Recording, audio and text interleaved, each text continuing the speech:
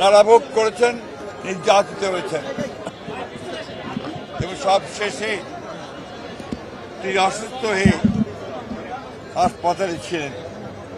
আপনারা জানেন যে গত দুদিন ধরে তিনি আবার অসুস্থ হয়ে এবার কেয়ার হাসপাতালে ভর্তি হয়েছেন এবং গতকাল রাতেই ডাক্তাররা বলেছেন যে তার অবস্থা, শারীরিক অবস্থা অত্যন্ত সংকটময়।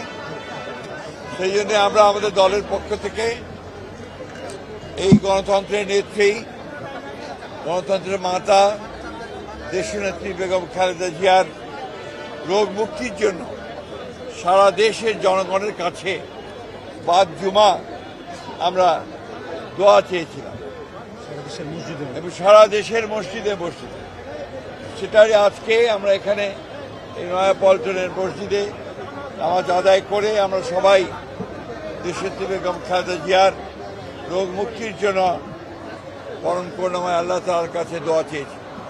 আমরা দোয়া চেয়েছি তিনি যেন আল্লাহ যেন তাকে সম্পূর্ণ সুস্থ করে দেন, সুস্থ অবস্থায় আবার জনগণের মাঝে ফিরে এসে তাকে দেশের মানুষের কাজ করার সুযোগ তৈরি করে দেন। আবারও আমরা গোটা দেশের মানুষের কাছে তার রোগ মুক্তির জন্য দোয়া করার আহ্বান জানাচ্ছি।